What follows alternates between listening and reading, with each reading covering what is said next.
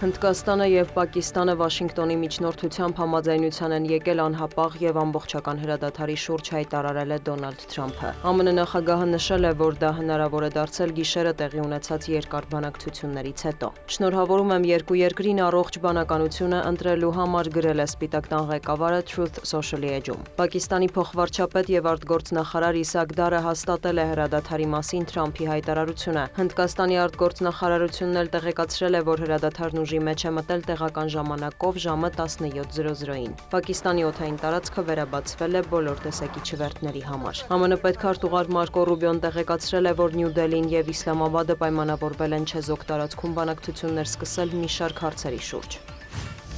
Վաշինգտոնից հայտարարել են, որ ԱՄՆ նախագահը չի պատրաստվում միակողմանիորեն նվազեցնել չինական ապրանքների համար ավելի վաղ սահմանված մաքսատուրքերը։ Սպիտակ տան խոսնակը շեշտել է, Պեկինը պետք է գնա զիջումների։ Քերոլայն Լևիտի խոսքերը հաջորդել են Դոնալդ Թրամփի հայտարարությանը, որ Չինաստանի դեմ ամերիկյան մաքսատուրքերը կարող են 145-ից հասցվել 80%-ի։ Հայտնի է, որ Ժնևում տեղի են ունեցել առևտրատնտեսական հարցերի շուրջ Չինաստանի եւ Միացյալ Նահանգների բանակցությունները, որոնց մասնակցում են Չինաստանի փոխվարչապետ Հելի Ֆենը եւ ԱՄՆ ֆինանսների նախարար Սքոթ Բեսենթը։ Ավելի վաղ Դոնալդ Թրամփը համոզմունք էր հայտնել, որ կողմերին կհաջողվի արդար գործարք կնքել։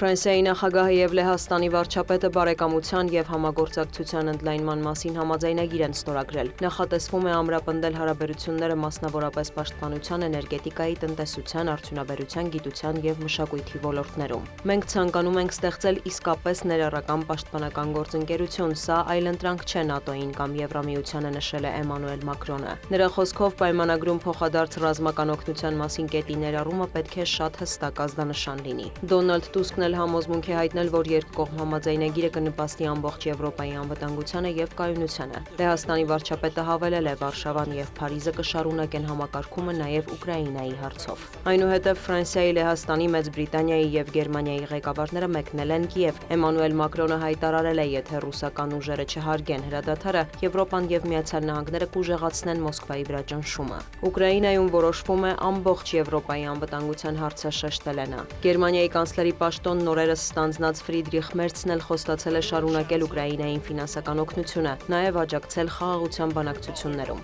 Եվրոպացի առաջնորդներին ընդունել է Վոլոդիմիր Զելենսկին, բանակցություններից հետո նրանք հեռախոսազրույց են ունեցել Դոնալդ Թրամփի հետ։ Կիևը եւ դաշնակիցները պատրաստ են լիակատար անվերապահ հրադադարի ցամաքում, օդում եւ ծովում, առնվազն 30 օրով, սկսած մայիսի 12-ից, հայտնել է Ուկրաինայի արտգործնախարարը։ 30-օրյա համապարփակ հրադադարի գաղափարին աջակցություն է հայտնում նաև Վաշինգտոնը։ Դոնալդ Թրամփի հատուկ բանագնաց Քիթ Քելոգը կոչ է արել դադարեցնել պատերազմը։ Կրեմլի խոսնակն էլ հայտարարել է, որ Վլադիմիր Պուտինը կողմ է 30-օրյա հրադադարին, բայց միայն այն դեպքում, եթե հաշվի առնվեն այդ գաղափարի հետ կապված բոլոր նրբությունները։